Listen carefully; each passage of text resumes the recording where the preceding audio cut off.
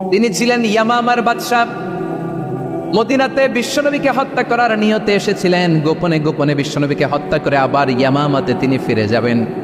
কিন্তু কি অবাক করা কাণ্ড, হত্যা করতে পারে নাই, সাহাবাদের হাতে তিনি ধরা পড়ে গেলেন। সাইয়েদনা সুমামা ইবনে উসাল রাদিয়াল্লাহু তাআলা আনহু হত্যার নিয়তে আসলেন, কিন্তু হত্যা করতে পারলেন না। সাহাবারা ওনাকে ধরে ফেললেন, ধরে মসজিদে নববীর পিলারের মধ্যে বেঁধে রাখলেন। সুমামা ইবনে উসাল, সিরাত থেকে শুনুন, সিরাত থেকে শোনাচ্ছি। রাদিয়াল্লাহু তাআলা আনহু ইয়ামামার অধিপতি ছিলেন। ইয়ামামা বিশ্বনবীকে হত্যার জন্য আসছেন, ধরা পড়ে গেছেন, এখন মসজিদে নববীতে বেঁধে রাখছেন, তার মানে বন্দী। তো এখন স্ট্যাটাস কি? বন্দী, ক্যাপটিভ। তো বিষ্ণু ইসলাম সাহাবাদেরকে বললেন তার খোঁজ খবর নিও, সুমামা ইবনে উসালের খোঁজ খবর নিও। সাহাবার বলেন, ইয়া রাসূলুল্লাহ, আপনাকে হত্যা করতে এসেছে, তার তো কঠিন ক্যাপিটাল পানিশমেন্ট হওয়া দরকার, কঠিন শাস্তি হওয়া দরকার। বিশ্বনবী বললেন, না, আমি যেটা জানি তোমরা সেটা জানো না, তোমরা সুমামার সাথে ভালো আচরণ করো। বিশ্বনবী সুমামার কাছে গেলেন। প্রথম দিন যে তিনি কালেমার দাওয়াত দিলেন, ইমানের দাওয়াত দিলেন, ইসলামের দাওয়াত দিলেন, রিসালাতের দাওয়াত দিলেন, আখিরাতের দাওয়াত দিলেন। পরের দিন যে বিশ্বনবী সালাতের দাওয়াত দিলেন, যাকাতের দাওয়াত দিলেন, ইসলাম কি, কিভাবে, কেমন করে পালন করতে হয় চমৎকার আর্টিকুলেট করতে শুরু করলেন। তন্ময় হয়ে সুমামা ইবনে উসাল রাদিয়াল্লাহু তাআলা আনহু বিশ্বনবীর কথাগুলো শুনতে আরম্ভ করলো।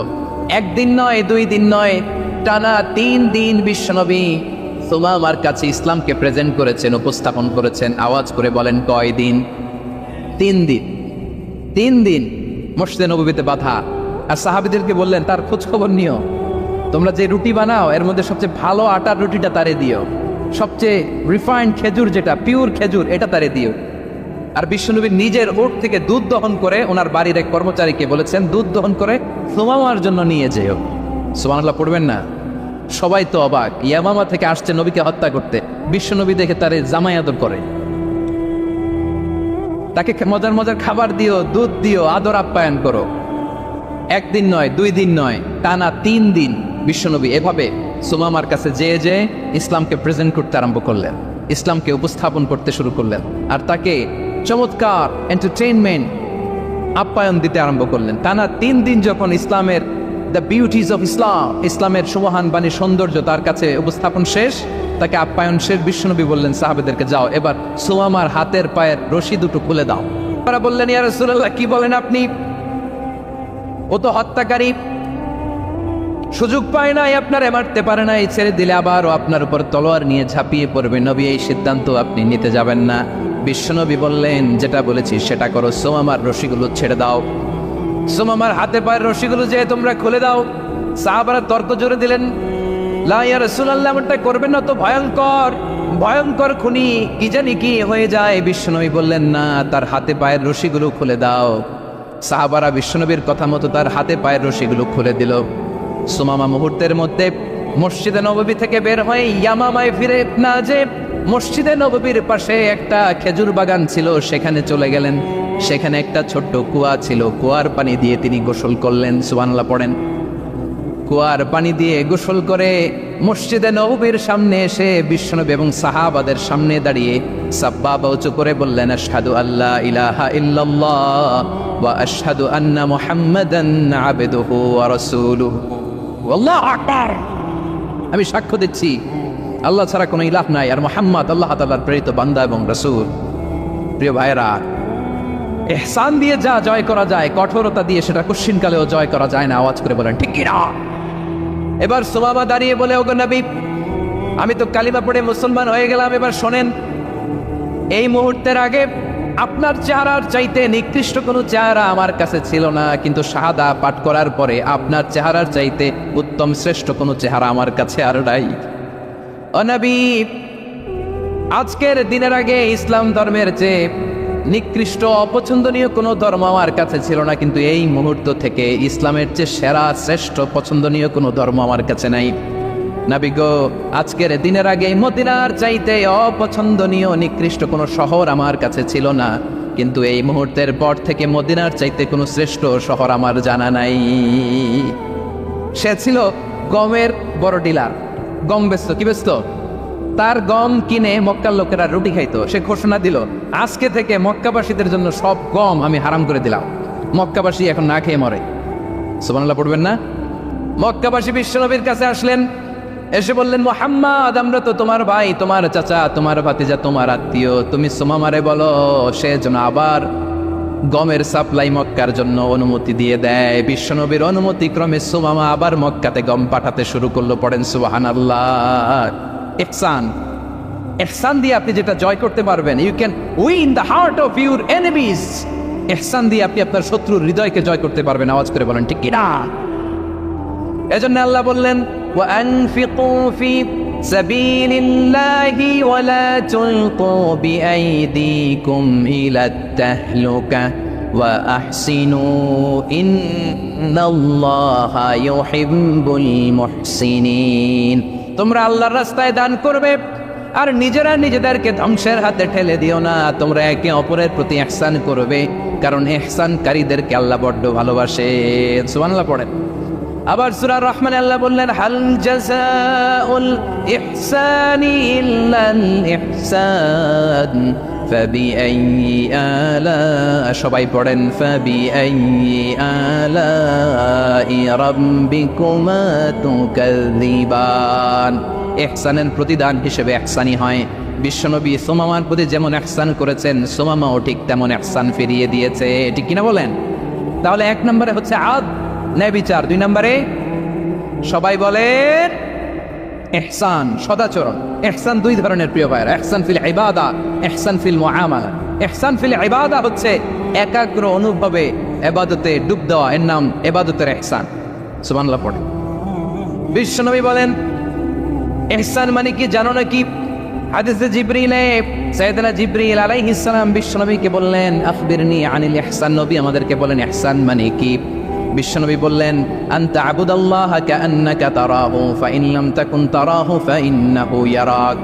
ইহসান মানে হলো এমন ভাবে তুমি আল্লাহর সামনে নিজেকে উজাড় করে ইবাদত করবে, তুমি ভাববে তুমি আল্লাহকে দেখতে পাচ্ছ।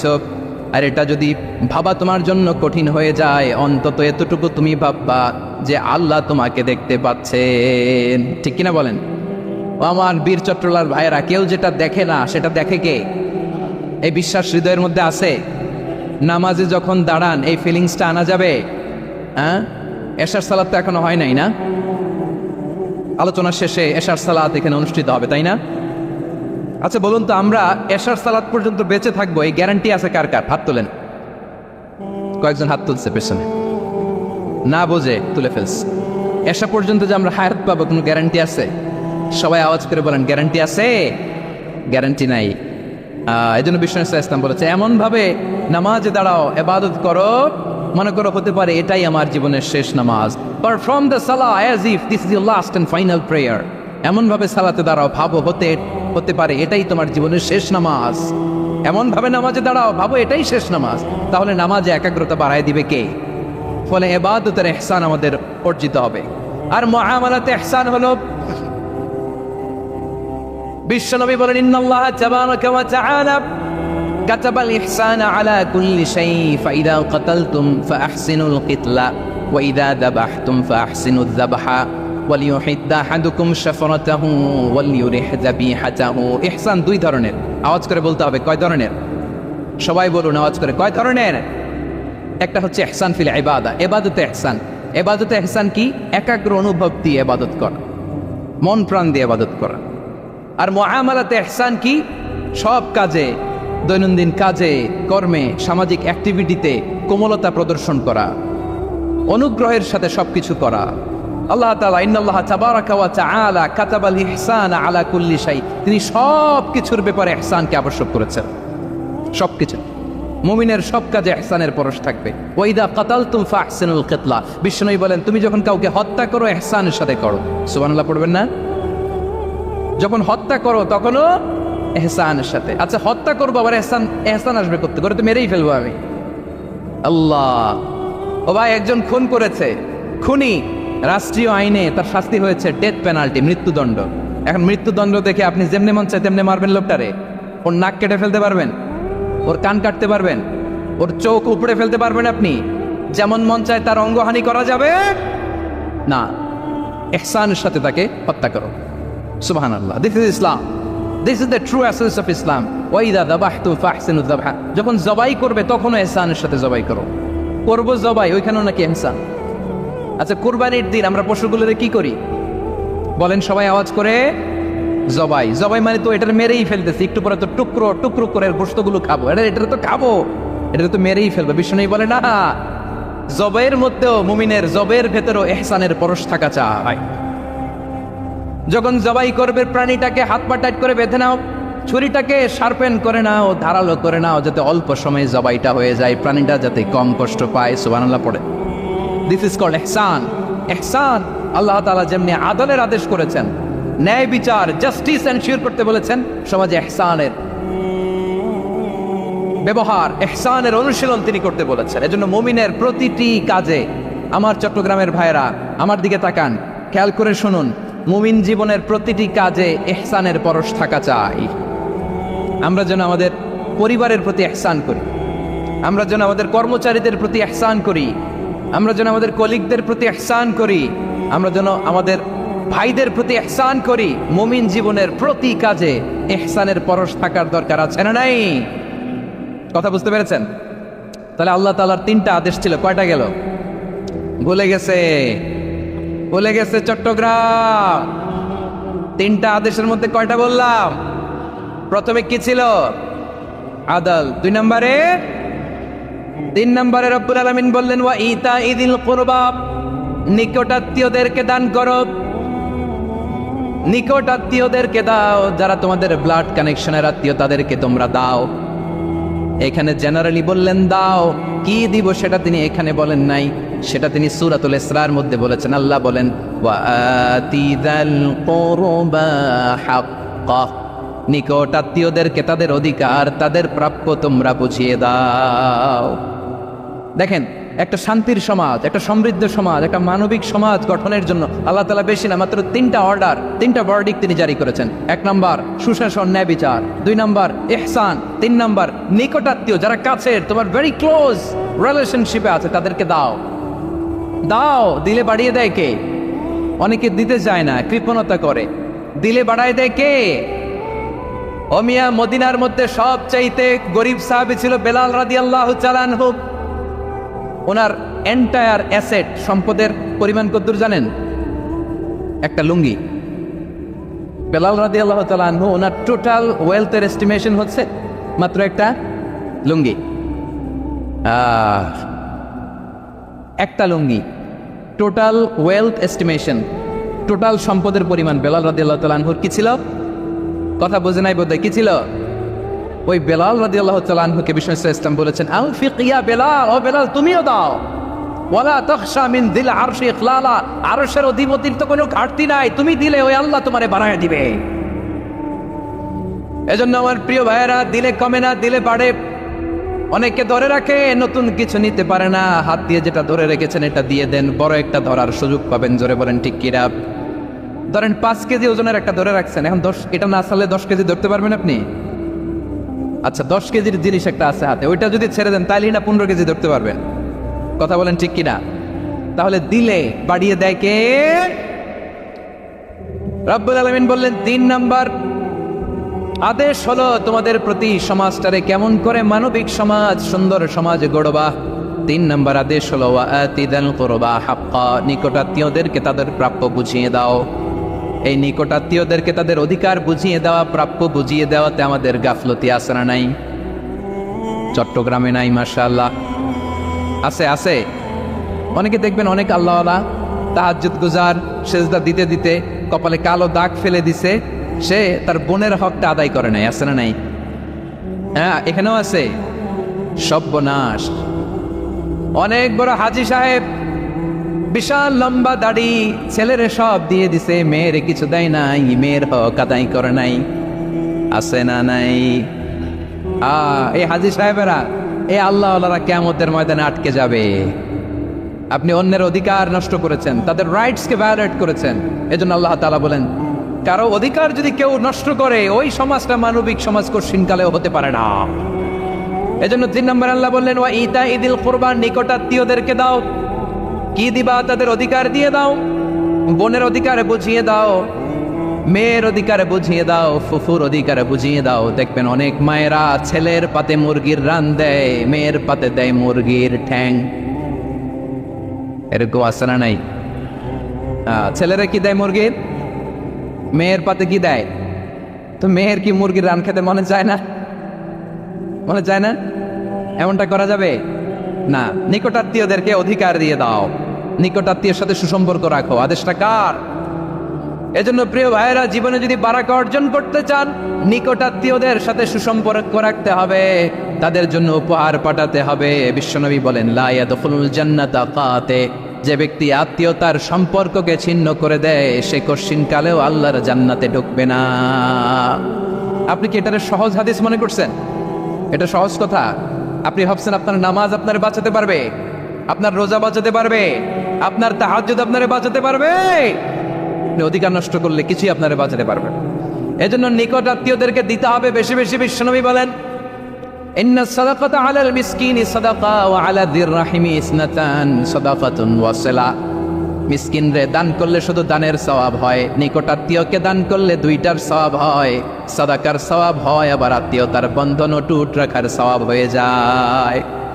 আবার বিশ্বনবী বললেন, মান সাররাহু আইয়ুবসাতা লাহু ফি রিজকিহি ওয়া ইউসালাহু ফি আসারিহি ফালইয়াসিল রাহিমা। যে ব্যক্তি তার রিজিকের প্রশস্ততা চায় আর হায়াতে বরকত চায়, সে যেন তার আত্মীয়ের সাথে সুসম্পর্ক রাখে। আমার প্রিয় চট্টলার ভাইয়েরা, আমাদের রিজিক বাড়ুক, এটা আমরা চাই কি চাই না? সবাই চান? হ্যাঁ, আমাদের রিজিকে প্রশস্ততা আসুক, চাই কি চাই না? আমাদের হায়াতে বরকত আসুক, আমরা চাই কি চাই না? এই দুইটা যদি চান, তাহলে নিকটাত্মীয়দের সাথে সুসম্পর্ক রাখবেন, পারবেন? তাহলে সমাজটারে মানবিক সমাজ বানায় দিবে কে? তিনটা আদেশ চলে গেল। কয়টা? আওয়াজ করে বলেন। 1 নম্বরে কি ছিল? 2 নম্বরে, 3 নম্বরে নিকটাত্মীয়দেরকে দান। আপনাদেরকে আরো শোনার আগ্রহ আছে? আপনাদের মনোযোগ আছে না গেছে? কষ্ট হচ্ছে না? মাশাআল্লাহ, মাশাআল্লাহ। তাকবীর পড়ুন, লিল্লাহি তাকবীর।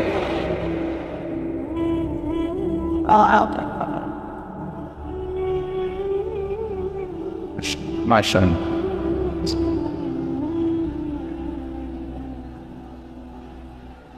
আমার প্রিয় ভাইয়েরা, আল্লাহ তাআলা 3টা জিনিসের যেমনি আদেশ করেছেন, অনুরূপভাবে 3টা বিষয় তিনি বারণ করেছেন, নিষেধ করেছেন। ওগুলোর কাছেও যাওয়া যাবে। শুনবেন। রাব্বুল আলামিন বলেন, ওয়ায়ানহা আনিল ফাহশাই ওয়াল মুনকারি ওয়াল বাগি। আমি যেমনি 3টি বিষয় আদেশ করলাম, অনুরূপভাবে 3টি বিষয়ে বারণ করলাম, নিষেধ করলাম। আমার 1 নম্বর নিষেধাজ্ঞা হলো অশ্লীলতার প্রতি। ফাহশা, ওয়ায়ানহা আনিল ফাহশা। আল্লাহ তাআলা অশ্লীলতাকে নিষেধ করেছেন। কোন জিনিসকে? সবাই বলুন, কোন জিনিসকে? যত ধরনের, যত টাইপের, যত ক্যাটাগরির অশ্লীলতা হতে পারে, সব অশ্লীলতাকে হারাম করেছেন কে? ফাহশা মানে কি?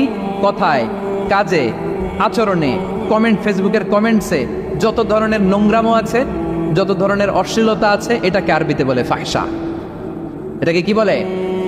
রাব্বুল আলামিন বলেন, কুল ইন্নামা حرم ربي الفواحش ما ظهر منها وما بطن। ও নবী, আপনি বলে দেন, আমার রব প্রকাশ্য, অপ্রকাশ্য, স্পষ্ট কিংবা অস্পষ্ট, দৃশ্যমান কিংবা অদৃশ্যমান সব অশ্লীলতাকে হারাম করেছেন। সব ধরনের অশ্লীলতা হারাম, সব ধরনের। আল্লাহ তাআলা আমাদেরকে অশ্লীলতা থেকে বাঁচান, অশ্লীলতা থেকে তিনি আমাদেরকে হেফাজত করুক। পড়েন আমিন। এবার বলেন, আমাদের সমাজে অশ্লীলতা আছে না নাই? চট্টগ্রামে নাই? আমি কই নাই, ওনারা বলে আস। দেখছেন, আমি সামহাও বাঁচায় দেওয়ার ট্রাই করতেছি, ওনারা বলে আছে। অশ্লীলতা নানা ভাবে, নানা নামে, নানা মোড়কে আমাদের সমাজে আছে না নাই? সংস্কৃতির নামে, ফ্যাশনের নামে, বিনোদনের নামে, উপন্যাসের নামে, কনসার্টের নামে অশ্লীলতা আছে না নাই? আপনি দেখেছেন কনসার্টগুলোর অবস্থা? এই যে আতিফ আসলাম যে আসছে আমাদের দেশে, তারপর কে কে আসছে, আমাদের তরুণ তরুণীরা, আমাদের যুবক যুবতীরা, আমাদের জেনজিরা, কি অবস্থা ওইখানে? হ্যাঁ, কি অবস্থা? কে বাঁচাবে ওদের? কে রক্ষা করবে ওদের ইমানের, ওদের চরিত্রের হেফাজতের গ্যারান্টি কে দিবে? কনসার্টের নামে অশ্লীলতা আছে না নাই? ছেলে মেয়ে একে অপরকে জড়ায় ধরতেছে, একে অপরকে চুমো খাচ্ছে প্রকাশ্যে, দিবালোকে, গণমানুষের সামনে। আল্লাহ তাআলা এই অশ্লীলতা থেকে আমাদেরকে বেঁচে থাকতে বলেছেন, বেঁচে থাকতে বলেছেন। রূপালী জগতের নামে অশ্লীলতা আছে না নাই? এই টার্মটা আপনারা জানেন না? রূপালী জগৎ কি জগৎ? আসলে কি রূপালী জগৎ না অন্ধকার জগৎ? আমার বোনেরা, আপনাদেরকে যে কি বলে তারা বোঝায়, রূপালী জগৎ শুনেই আপনি ভরকে যাবেন না। রূপালী জগতে যে নারী যত বেশি উলঙ্গ, সে নাকি তত বেশি সাহসী। জানেন, বলে এটা একটা সাহসী নারী, খুব সাহসী পদক্ষেপ তার।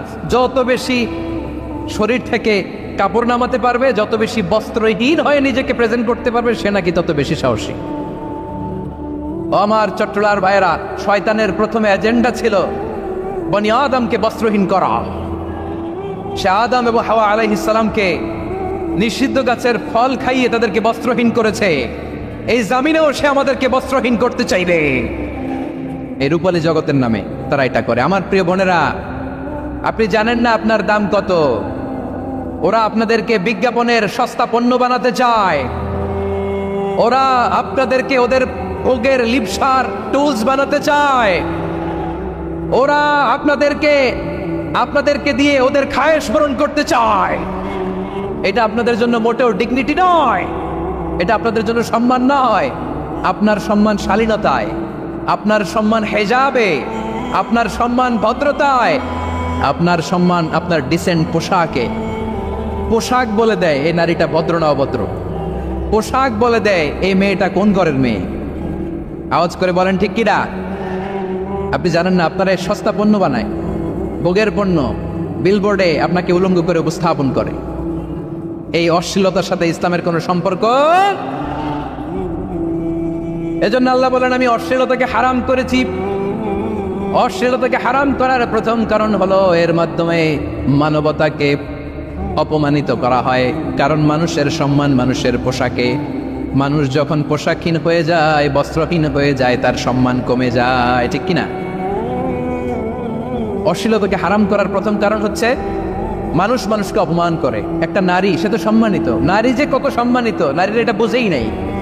বিশ্বনবী বলেন, আর দুনিয়া কুল্লুহা মাতা ওয়া খায়রু মাতা'আদ দুনিয়া আল মারআতুস সালিহা। আমার বোনেরা, 5টা প্যান্ডেলে আপনারা এলইডিতে আমার আলোচনা শুনছেন, আমি জানি। আপনাদের এই গর্ব যে কত দামি আপনি জানেন না। আপনার পেট থেকেই আসবে আগামী দিনের সালাহুদ্দিন আল আইয়ুবী। আপনার পেট থেকেই আসবে অনাগত দিনের ইমাম মাহদী আল মুনতাযর। আপনার পেট থেকেই আসবে অনাগত দিনের ফয়সাল, ওয়াসিম, মুক্ত, আবু সাইদের মতো বীর যোদ্ধা।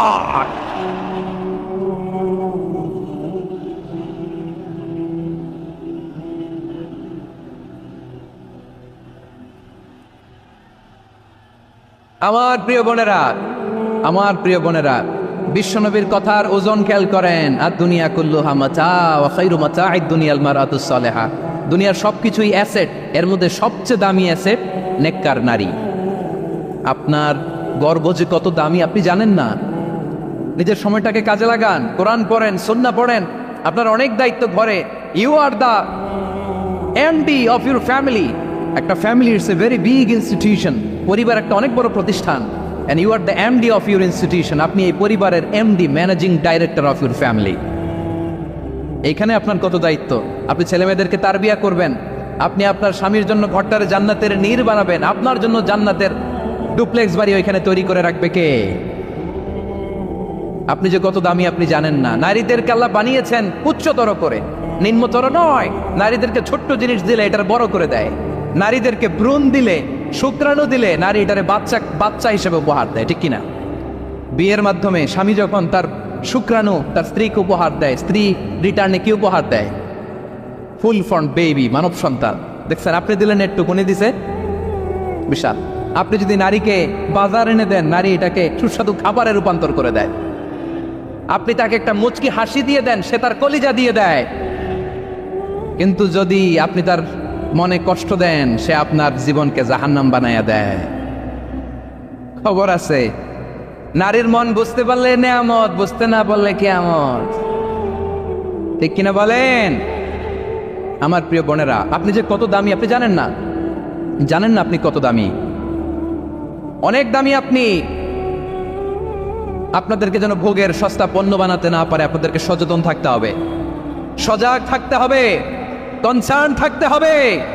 শয়তানের ওই হাতছানির দিকে আর নজর দেওয়া যাবে না। তাহলে কেন আল্লাহ তাআলা এই ফাহশা অশ্লীলতাকে হারাম করলেন? 1 নাম্বার, এতে হিউম্যান ডিগনিটি কমে। 2 নাম্বার, এতে মানুষের অধিকার নষ্ট হয়। আপনি বিয়ে করেছেন, এরে পরকিয়া করেন, ওর সাথে এরকম আছে না নাই? স্ত্রীর অধিকার নষ্ট করেছেন। আপনি বিবাহ সম্পর্কে আবদ্ধ হয়েছেন, তার সাথে আপনি পরকিয়া করেন, ওই ছেলের সাথে আপনি আপনার হাজবেন্ডের সাথে বিট্রে করেছেন। এজন্য আল্লাহ অশ্লীলতাকে হারাম করেছে। অশ্লীলতাকে হারাম করার আরেকটা কারণ হচ্ছে আল্লাহ তাআলা এই হিউম্যান জেনারেশনকে, এটাকে প্রিজার্ভ করতে চায়। হিফজুন নাসল, এটা মাকাসিদুশ শরিয়ার অনেক গুরুত্বপূর্ণ একটা মাকাসিদ, অনেক গুরুত্বপূর্ণ। আপনার নাসল, আপনার জেনারেশনকে সংরক্ষণ করা। এই যে আসতেছে ফেব্রুয়ারি, কত ফেব্রুয়ারি জানো? এটা কি বিশ্ব ভালোবাসা দিবস? হ্যাঁ, কি দিবস?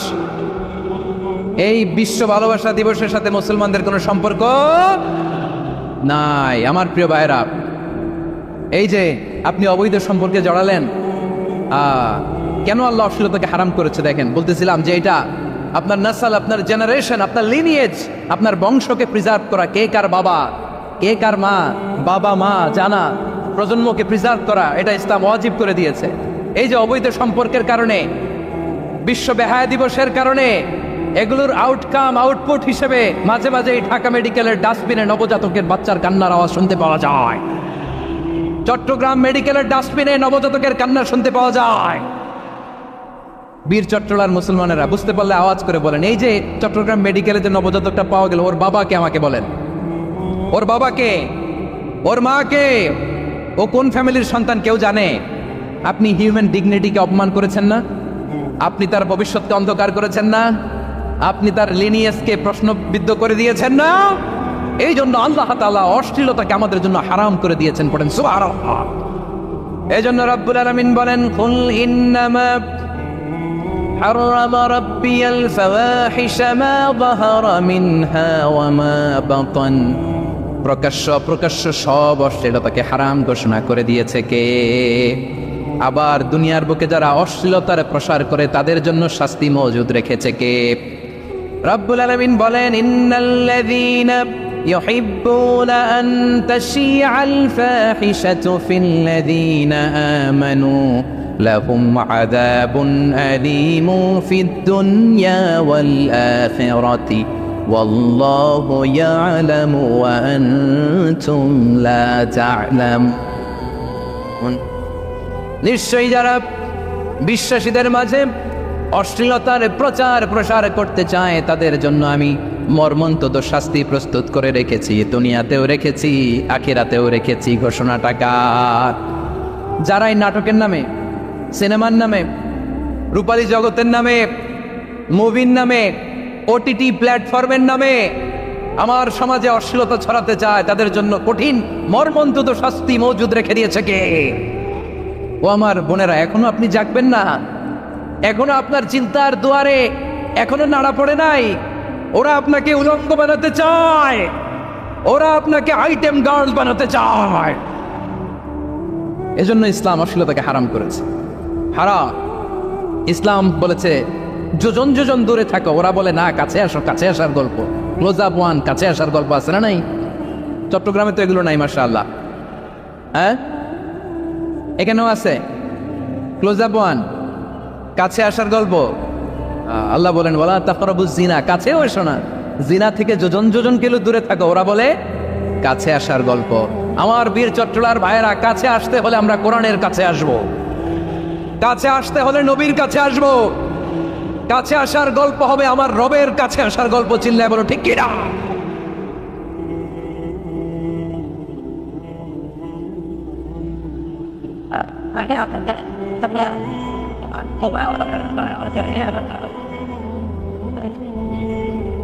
বসুন বসুন আমার ভাইয়েরা। তাহলে অশ্লীলতার সাথে আমাদের কোনো সম্পর্ক? সবাই বলতে পারেননি, আওয়াজ করে বলুন, অশ্লীলতার সাথে আমাদের কোনো সম্পর্ক? আমরা এই সমস্ত ক্লোজ আপ ওয়ান, কাছে আসার গল্পের প্রোগ্রামে যাব? আমরা কোন ধরনের অশ্লীল কন্টেন্ট সোশ্যাল মিডিয়ায়, টিভিতে দেখব? কি যুগ যে আমরা কাটাচ্ছি আপনি কল্পনা করতে পারবেন না। পর্ন ইন্ডাস্ট্রি,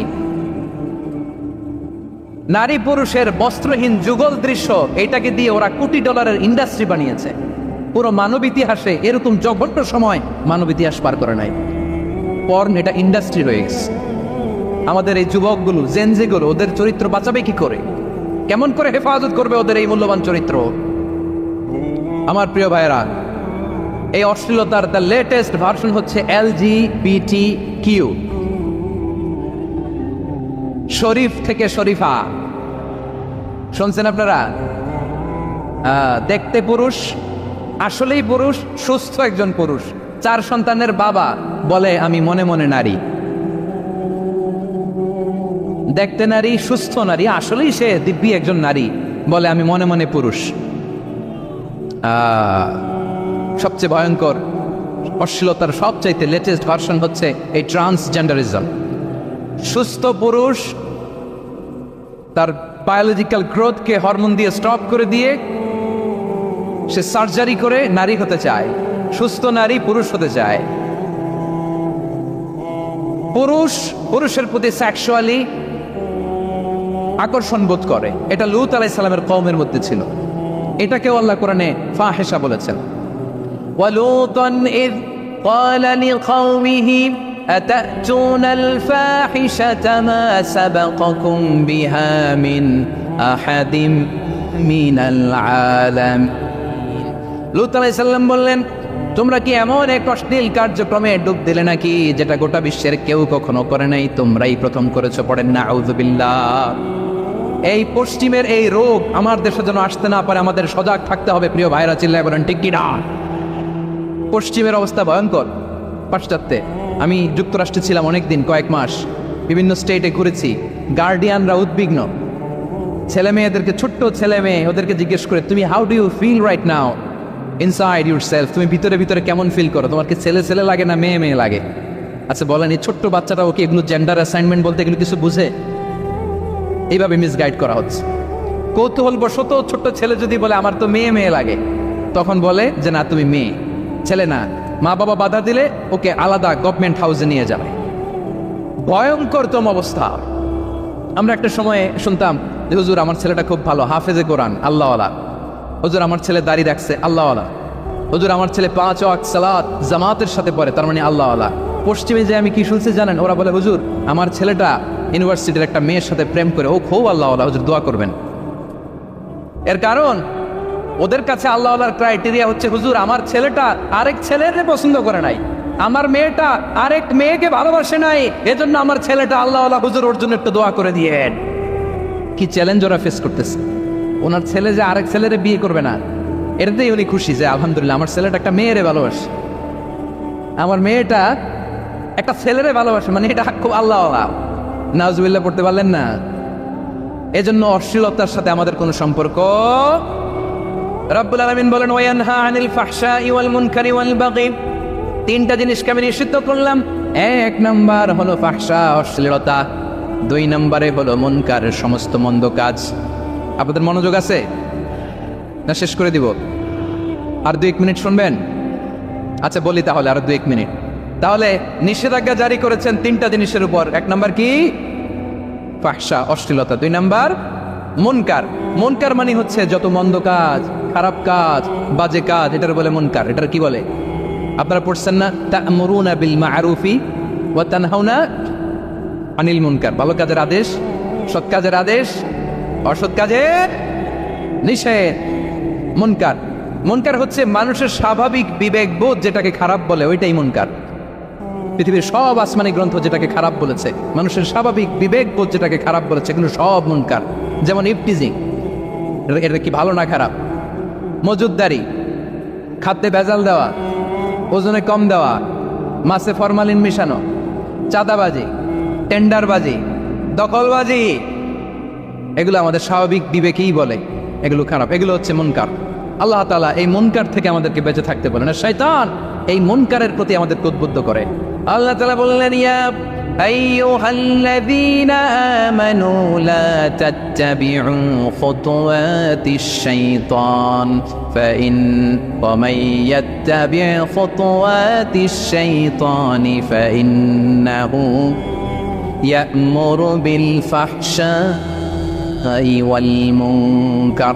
আল্লাহ বললেন, আমার গোলামেরা শোনো শোনো, ও আমার বিশ্বাসী বান্দারা খবরদার, তোমরা কশিনকালেও শয়তানের পদাঙ্ক অনুসরণ করবে না, কারণ শয়তান তোমাদেরকে অশ্লীলতা এবং মন্দ কাজের দিকে উদ্বুদ্ধ করে। আমাদের কাজ হচ্ছে শয়তান আমাদেরকে যেদিকে নিতে চায় আমরা তার উল্টা দিকে যাব, ঠিক কিনা বলে? শয়তান এই মন্দ কাজকে আমাদের কাছে বিউটিফাই করে চাকচিক্যময় করে আমাদের সামনে উপস্থাপন করে। এজন্য আল্লাহ বলেন মুনকারকে থামাতে হবে, মুনকার প্রতিরোধ করতে হবে। মুনকার প্রতিরোধের দায়িত্ব শুধু আমাদের নাকি? শুধু আপনার খতিব সাহেবের, ইমাম সাহেবের, নাকি মুসলিম উম্মার সবার? আওয়াজ করে বলুন, মুনকার অসৎ কাজ প্রতিরোধের দায়িত্ব কার? রাব্বুল আলামিন বলেন, কুনতুম খায়রা উম্মাতিন উখরিজাত লিন-নাসি তা'মুরুনা বিল মা'রুফি ওয়া তানহাউনা আনিল মুনকার। তোমাদেরকে শ্রেষ্ঠ জাতি করে জমিনের মধ্যে আবির্ভূত করা হয়েছে, যাতে করে তোমরা জমিনের ভেতরে সৎ কাজের আদেশ করতে পারো আর অসৎ কাজের নিষেধ করতে পারো। উম্মা কুনতুম খায়রা, তাহলে গোটা উম্মার দায়িত্ব, এটা বুঝতে পারছেন তো? আচ্ছা, আরো নিচে আসেন। এরপরে আল্লাহ বললেন, শুধু উম্মা না, এই জমিনের রাজত্ব আমি যাদের হাতে দেই, এই জমিনের মালিক আমি যাদেরকে বানিয়ে দেই, যাদেরকে আমি সরকারের দায়িত্ব দেই, তাদেরকেও মুনকার প্রতিরোধের দায়িত্ব দিয়েছে কে? আল্লাহ বলেন, যারা ক্ষমতার মসনদে বসেছে তাদেরকে 4 দফা কর্মসূচি আমি আল্লাহ দিলাম। আওয়াজ করে বলেন, কয় দফা? আল্লাহ বলেন, আল্লাযীনা ইম্মাক্কান্নাহুম ফিল আরদি আকামুস সালাতা ওয়া আতাউয যাকাতা ওয়া আমারু বিল মা'রুফি ওয়া নাহাউ আনিল মুনকার ওয়া লিল্লাহি আকিবাতুল উমুর। যারা এই জমিনের উত্তরাধিকার হয়েছে তারা 4 দফা কর্মসূচি নিয়ে সামনে আগাবা। সালাত কায়েম করবা, যাকাত আদায় করবা, সৎ কাজের আদেশ দিবা, অসৎ কাজ থেকে মুনকার প্রতিরোধ করবা। আদেশটা কার? আমার প্রিয় চট্টলার ভাইরা, পুরো উম্মার দায়িত্ব মুনকার প্রতিরোধ করা, সরকার প্রধানের দায়িত্ব মুনকার প্রতিরোধ করা।